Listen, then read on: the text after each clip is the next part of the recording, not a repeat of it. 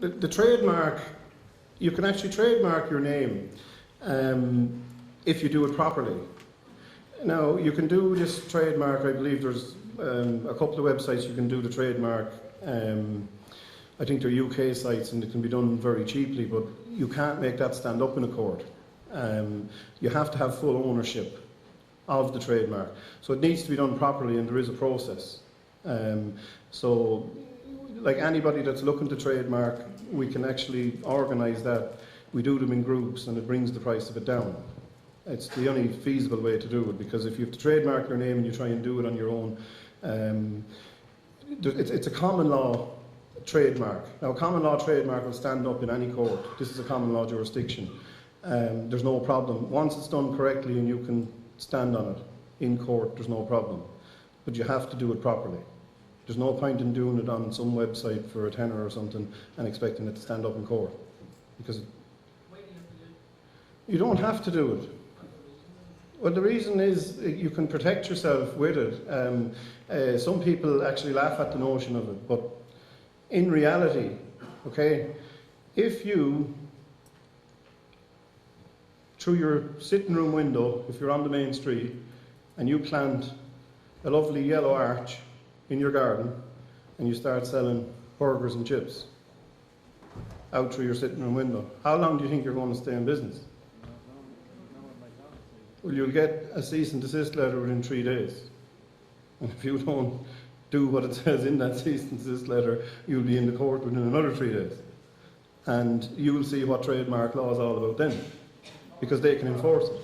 What? How much does it cost to trademark in a group? You can do it for €350 in a group.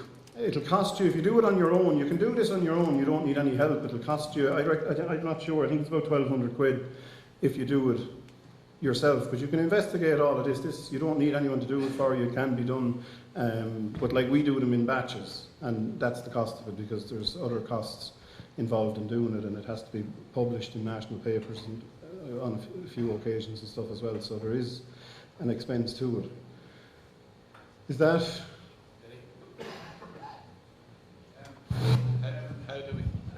How do we go about getting you to do it? Yeah, well, you can talk to any of the lads there. There's a couple, I think there's cards there if you want to do it as well.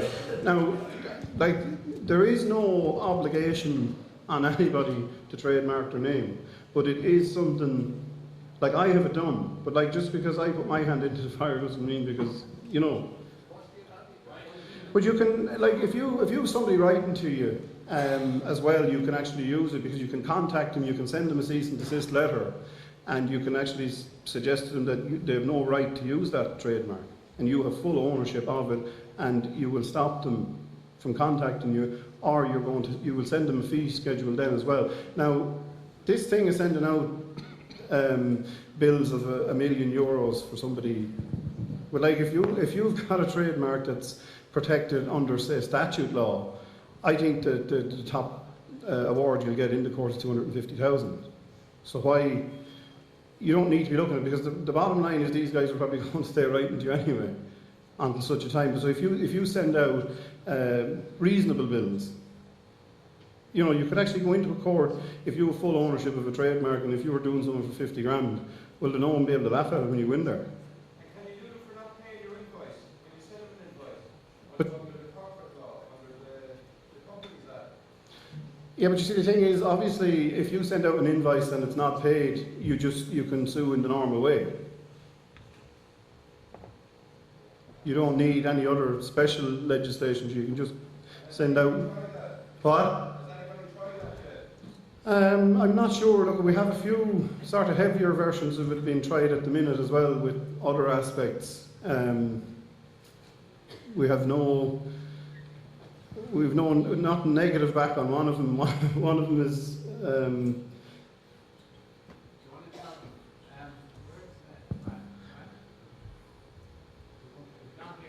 There he is. You want to discuss it? Want to give you a microphone? What? We'll give Fran a microphone. We tell it. Okay. Right. Shy. Right, but look, the man has been made bankrupt here, and the guys involved are telling him how much butter he can put in his bread. And, you know, should have might as well have jailed him. He'd probably be, was to keep him away from some of these women. But what we've done is, his name is Trademark, and he has now sent. You see, what happens when they bankrupt him, it costs the bank a good few quid to bankrupt you. But the bank have to assume all liabilities after. This is part of that contract. So they have to pay everything. So Fran has sent him in a bill. He owes them X amount of euros. And he has sent him in a bill for just above it. For the use of the name. And the first time he served it on the guy who was handling his bankruptcy, your man laughed at it and he handed it back to him. And Fran sort of just said, well, keep it anyway. And then he came home and he registered and he sent it back into him again. But he didn't get it back the second time because he sent it in with other documents as well. And so far he hasn't heard anything now. It's a couple of, how many? It's a few weeks, isn't it? So it's 4 weeks now since this was done. See, but all we're looking for, you see, we're not actually looking to upset the guy from the High Court, and we're not doing anything. What we're trying to do is turn it back on the bank, because the bank have agreed to pick up the tab.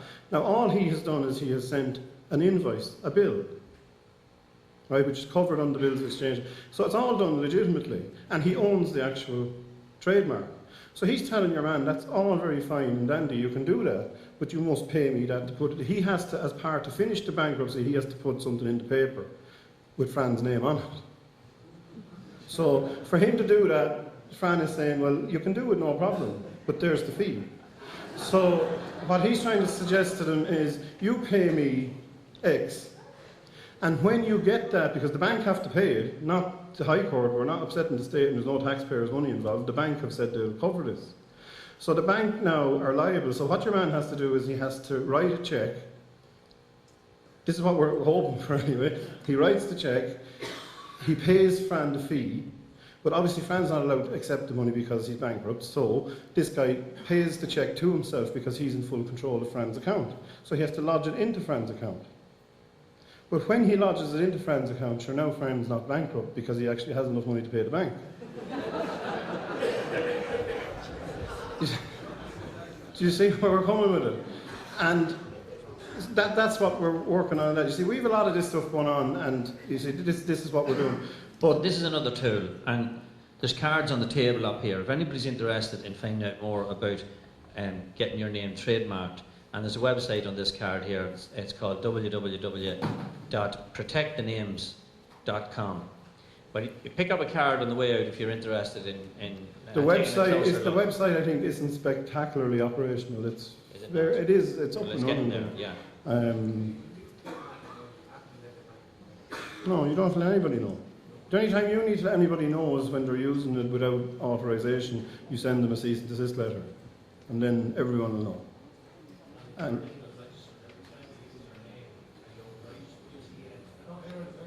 no, because you see, you don't have to put TM after anything on day-to-day usage. You just own that trademark, and it's only until somebody actually infringes on the trademark that you would actually let them know, look, you can't use this. So you're not going to do anything the first time. You're going to actually send them a friendly letter to stop what they're doing and stop it instantly. If they do it again after that, then you send them a fee schedule with the actual cease and desist letter, and if they do it again, then all you do is you send them an invoice.